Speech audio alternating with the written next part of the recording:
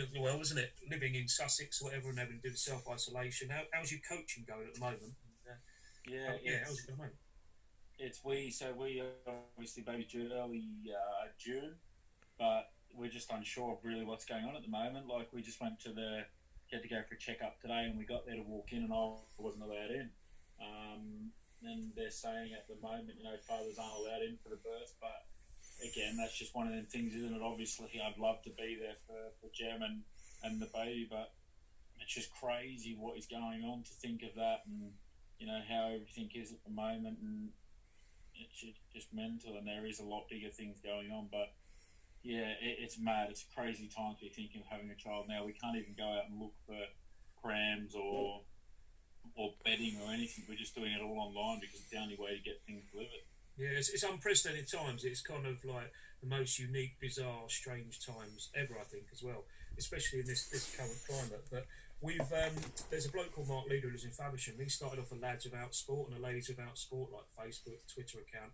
And it's just basically having a laugh online, but raising money for NHS heroes. So our heroes, like our key workers, the delivery drivers, teachers, anybody who works in that kind of thing, train drivers, bus drivers as well. People are losing their lives daily, and we've just got with Boris Johnson, Prime Minister. I don't want to go too much into politics, but Boris Johnson going intensive care as well. But we've managed to raise, as a Lads About Sport, is nearly £2,000. The target's £5,000. But just by eating raw eggs, I mean, jumping in the sea the other day as well, just like them challenges. And I think what it needs to do is, because sport is really important, and I think we can still help as sports fans, and you as a sports star as well yourself, just that positivity, just by doing this interview, just by having a chat and having a bit of a laugh and being a bit light-hearted. But it's really, really good that there are lots of charities out there. Just a word on that, on the NHS, and kind of like the support that people are given as well. Yeah, it's absolutely fantastic. Obviously, you only got to see what's going on at the moment. And, here we are stuck indoors thinking it's hard work, but you've only got to think of the people that are going to work day in, day out. They're on the front line of this. It must be hard work for them, for their families, for everything. So, anything we can do as cricketers or anyone in general to make people laugh, I think that's, the healthiest medicine in the world is laughter, isn't it? And being happy has been a huge believer in that through my career, whether I'm going well or things aren't going well. I always tend to smile. It's the attitude I've taken to life with a few things that I've been through. And that's all we can really do is stick together, smile, and have a laugh, really. Yeah, fair play. It's all about having a laugh and enjoying the time you can as well, and taking the most of these kind of difficult situations. What about your boy over in Lachlan, over in Australia as well? Because obviously having a son over there and your family over there, your mum, your sisters as well, it must be quite difficult there as well, having a long distance relationship. It's actually not. It's not bad at the moment because I can manage to get hold of them every time I call because they're locked up as well, so they're not gallivanting around and don't want to answer their phone because they're out in public and worried about me yelling out. But they're going through obviously the exact same thing, and that for me is probably the scariest thing. That the fact that they're on the other side of the world and they're going through the exact same thing we are. It is just pretty crazy, isn't it? It is crazy. It is crazy. Pretty mental. Now we're going to a bit of light relief. Now I've got 20 questions. Mitch hasn't got a clue what the questions are going to be, so we're going to spend a couple of minutes just going through these questions, rapid answers. You can add a bit more influence if you want, but you know me, mate. I'm not going to stitch you up. So we've got question 1 to 20. So fire away whatever question, and I'm going to straight down. Go on, number 7. Best batsman you've bowled to? Probably, I'm going to say Hashim Amla in a 4-day game. Yeah, different planet. Yeah, and talk about Steve Smith in the Australia Tour game I was playing for Kent. It was absolute. We had an argument, a disagreement with the coach. He wanted us to bowl one side of the wicket and just try and hit that side. So he stuck men out in the offside, and he walked across outside off stump by about a foot and started hitting us behind square. We had no one on the leg side, and yeah, just a different level. Just taking the mick there. Another question, another number then, mate. Throw another number. 8. Number 8. Right, so 2018 was a great year for Kent, where they promoted to Division 1 and played in the Royal London 1 Cup final. What was your highlight of that season? For me, it would probably have to be from a non-playing point of view. I was injured the game at Worcester where Potter got us over the line. It was just a moment that I'll never forget. you know, when the game is absolutely on the line. And, you know, a new guy on the side goes out, I think they're coming what we needed. But obviously, Hino's innings that day, Rousey's innings that day, and then for Potters to hit that one of the last few balls for 4 to win the game. And that celebration, I suppose you could say, that next 10, 15 minutes is something I'll never forget. Brilliant. Another question? Number? 10. Number 10. Okay, you'll like this one.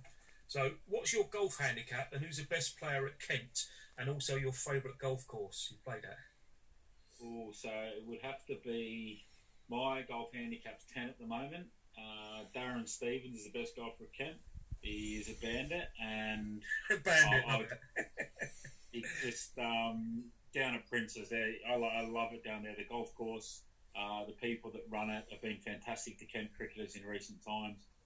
At Prince's, they've been really, really great people, and I love the layout of the golf course. I love it a little bit more now when the grass is a little bit lower and you can find your golf ball than sort of August, September when it's very hard golf.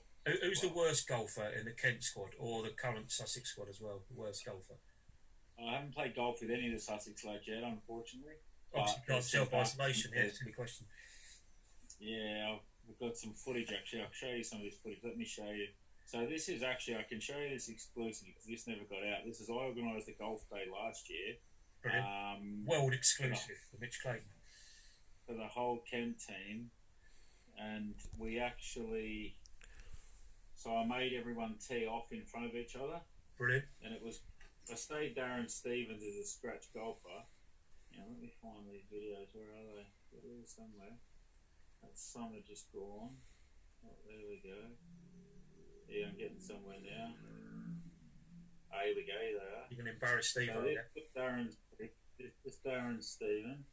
Yeah. Then you probably can't see that, but I can see it. We can see it. Just take it a little bit. Oh, brilliant! Didn't you? Hang on. Let me just hear this laughter. That's quality. He'll love that, won't he? He'll love that. He's stitching him up. On the ground. And he's a scratch golfer. Right, now this is the old strength and conditioning coach. Oh no, he needs sacking for that. Nearly trounced him around the ankles, mate. This is the physio. Wait till you see this one. This is the physio, Dan George at Kent. Wait till you see this. Nice stance. Nice. Ball's still there. Seriously, mate. Seriously. He doesn't miss it again. You can't miss it again. You can't miss that again. Oh my God. Has he ever played? No. I can see why, mate. I can see why. That's brilliant, mate. He's a very good golfer. Yeah. But as good than his golfer. I haven't been lucky enough yet to play golf with any of the Sussex lads. Obviously, because we got back from South Africa and we've been stuck indoors ever since. So, yeah. I'm looking forward to the videos, though, of Jofra Archer doing that as well, not hitting the ladies' team. Playing golf. Isn't it? So, we got 3 more questions, mate, to fire at you. So, show a number. If you've done the same one, then don't worry. Whoa. Number 12. Whoa. Okay. Sport in memory not linked to cricket. Favourite sport in memory not linked to cricket. Not linked to cricket. Good question. Yeah, very good question, actually. Would have to, a real good mate of mine in 2006, we're still good friends and speak a lot to this day, won the NRL Premiership, and I just got back to Australia and managed to go to the grand final to watch West Tigers win the trophy. And, you know, to join up to see him after the game and celebrate was something pretty special. Brilliant. Number? Non-sporting, when you know someone wins something like that, it's always nice. Brilliant. Another number, mate? 14. Favourite type of animal?